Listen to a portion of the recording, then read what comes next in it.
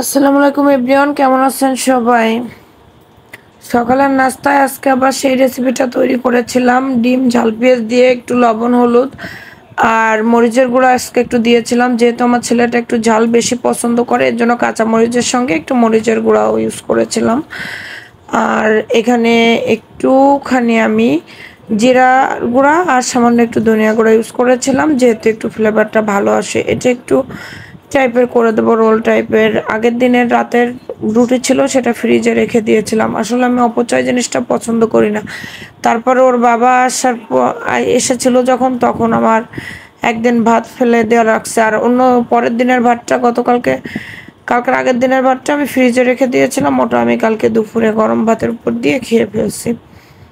যাই হোক, তা সেই কালকের রুটি না, এটা পরশু দিনের রুটি ছিল ফ্রিজে। সেই রুটিটা দিয়ে আমার ছেলেটাকে আমি এই নাস্তাটা রেডি করে দিলাম। আমার ছেলে তো এই নাস্তাটা খেতে অনেক বেশি পছন্দ করে, ওর কাছে অনেক বেশি মজা লাগে।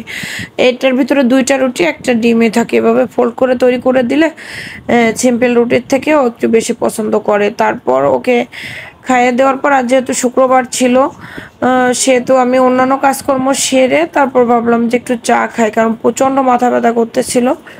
ও নামাজে যাওয়ার আগে ওকে একটু চা করে দিলাম। আজকে আর নামাজে যাওয়ার ভিডিওটা নেওয়া হয়নি, আসলে শরীরটা খুব বেশি ভালো না, তো এত কিছু ক্লিপ নিতে ভালো লাগে না। তারপরেও আমার প্রচুর ক্লিপ নেওয়া লাগে, ভিডিওতে প্রচুর ক্লিপ নেওয়া লাগে, কারণ একটা শর্টসের জন্য, একটা বড় ভিডিওর জন্য, এভাবে প্রত্যেকটা ক্লিপ আমার ডাবল করে নিতে হয়, অনেক বেশি কষ্ট করতে হয়।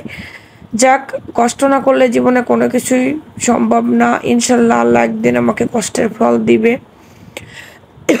ধৈর্য ধরতে হবে, ধৈর্য ধরে কাজটা করে যেতে হবে। এখানে অধৈর্য হলে কিছুই হবে না।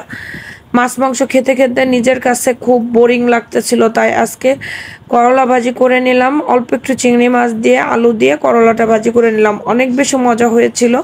আর এখানে মুসুরির ডাউল রান্না করব, একটু পাতলা, বেশি পাতলা হবে না, বেশি ঘনও হবে না। বেশি পাতলা ডাউল আবার ছেলে পছন্দ করে না। যাই হোক, মোটামুটি একটু ডাউলটা রান্না করব। যে ডাউল ছিল আজকে রান্না করেছি, আর একদিন হয়তো রান্না করতে পারবো। আজকে বিকালে বাইরে বৃষ্টি দেখে প্রচুর মন চাচ্ছিল ভাজি কিছু খেতে, পেঁয়াজু টাইপের একটা কিছু খেতে মন চাচ্ছিল, কিন্তু দেখলাম যে না, ডাউলটা বেশি নাই, এর জন্য আর করলাম না। কারণ আগামীকাল সকালে যদি বৃষ্টি থাকে, তাহলে ভাবছি একটু খিচুড়ি করব, তখন তো আর হবে না, এর জন্য আর নিজেকে কন্ট্রোল করলাম। প্রচুর আমার বাইরে বৃষ্টি দেখলে একটু ভাজি কিছু খাইতে ইচ্ছা করে।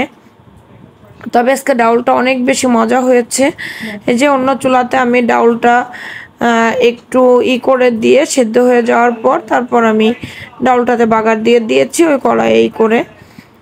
আর ডাউলের সঙ্গে আলু ভর্তা তো মাস্ট আমার থাকতে হবে। আমার ছেলেকে যখন ডাউল করে দিয়ে আলু ভর্তা করতেই হবে। আলু ভর্তাটা আজকে একটু শুকনো মরিচ কাঁচামরিচ মিলায়ে করছি, কারণ প্রচুর শরীরটা খারাপ, তারপরে গ্যাসের সমস্যা হবে, এর জন্য।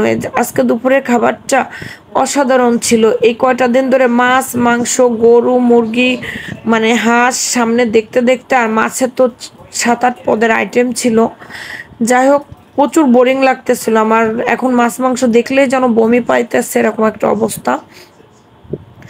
এর জন্য ভাবলাম যে আজকে একটু ডাল, আলু ভর্তা, করলা ভাজি করি। অনেক বেশি মজার খাবার ছিল। আর সন্ধ্যায় ছেলেকে পরে একটু লুডুস করে দিয়েছিলাম। আজ আর চুপ লুডুস করেছিলাম না, এমনি লুডুস।